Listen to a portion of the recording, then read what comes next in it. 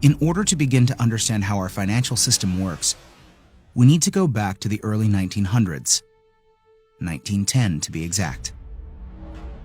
Everyone at some point in their lives has heard of the Federal Reserve, but most likely don't understand what it is or how it works. The Federal Reserve, referred to as the Fed, is a central bank that many economists refer to as the biggest robbery ever enacted on the American people. The reason for this is because the Federal Reserve is neither part of the federal government nor does it have any reserves. Yet, this single organization controls the money supply of the most powerful country in the world. The Fed is very diligent in hiding the fact that they are not part of the government. The last thing they want the American people to fully understand is that our government does not control our own money. In order to achieve this, they were very clever and decided to call their institution the Federal Reserve. And by labeling themselves this way, the general public never thought twice about who was in control of the country's money supply. If the Federal Reserve is not part of the government, then who controls this private organization and how did this come to be?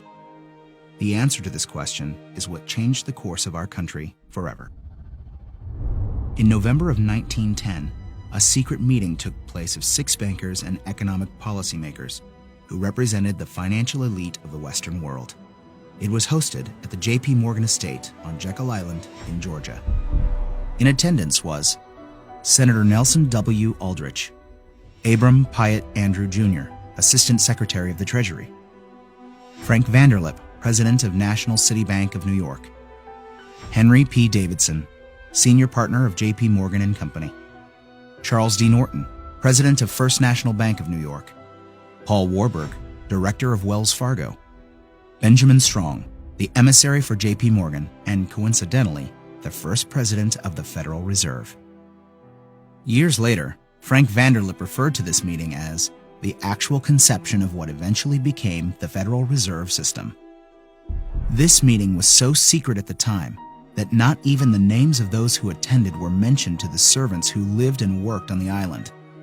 The men who attended came on a late-night train, claiming to be on their way to a hunting expedition, but instead, these bankers met with Senator Nelson Aldrich to draft what would eventually become the Federal Reserve Act. This private meeting, attended by some of the most powerful men in America, was strategically designed to take control of our country's money supply and to achieve ultimate power in America. Mayer Amschad Rothschild, one of the most powerful European bankers of his time, stated it best when he said, "Permit me to issue and control the money of the nation, and I care not who makes its laws." On December 23, 1913, 2 days before Christmas, when most people in Congress were home with their families, the Federal Reserve Act was signed into law by President Woodrow Wilson. That single act, however small it may seem, transferred the control of our monetary system from our government into the hands of some of the wealthiest men in our country. Putting into law the Federal Reserve Act gave unlimited power to a few wealthy banking institutions in America. The Fed has the power to issue currency, manipulate interest rates, and run secret bailouts. Yet Congress and the President are not allowed full oversight over this powerful organization. The Federal Reserve enjoys a monopoly over the creation of our nation's money and credit, but for 100 years, they have never been completely transparent and accountable about it. And we don't have to look back too far from today to see what it looks like in real life.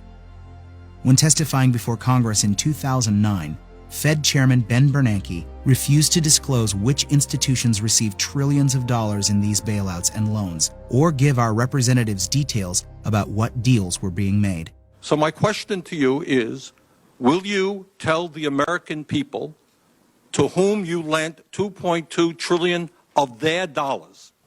Will you tell us who got that money and what the terms are of those agreements? Hundreds and hundreds of banks, any bank or that has access to the U.S. Federal Reserve's discount. Will you tell us who they are? No. In an interview with Treasury Secretary Timothy Geithner, he makes the stunning assertion that conducting a full audit of the Federal Reserve, something never before done in its 100-year history, is a line that we don't want to cross. To be denied full transparency of these transactions after U.S. taxpayers contributed over $16 trillion to these bailouts and loans is unthinkable and unconstitutional.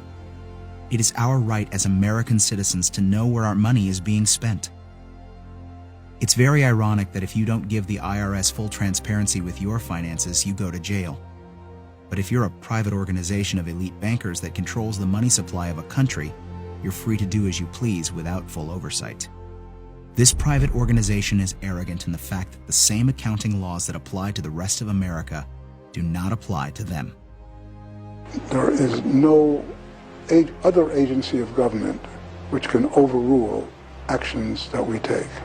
Their control appears to be unlimited, and 2008 is the most recent example of how much power the Fed actually has on our country. Many of us were told in private conversations that if we voted against this bill on Monday, that the sky would fall, the market would drop 2,000 or 3,000 points the first day, another couple thousand the second day, and a few members were even told that there would be martial law in America if we voted no. That's what I call fear-mongering. The elite banking institutions took trillions of dollars worth of risk, and when they lost their bets, they threatened politicians to use taxpayer money to bail them out, or else we would face an Armageddon type of scenario. This historic change of power in America is again why many economists refer to it as the biggest robbery ever enacted on the American people.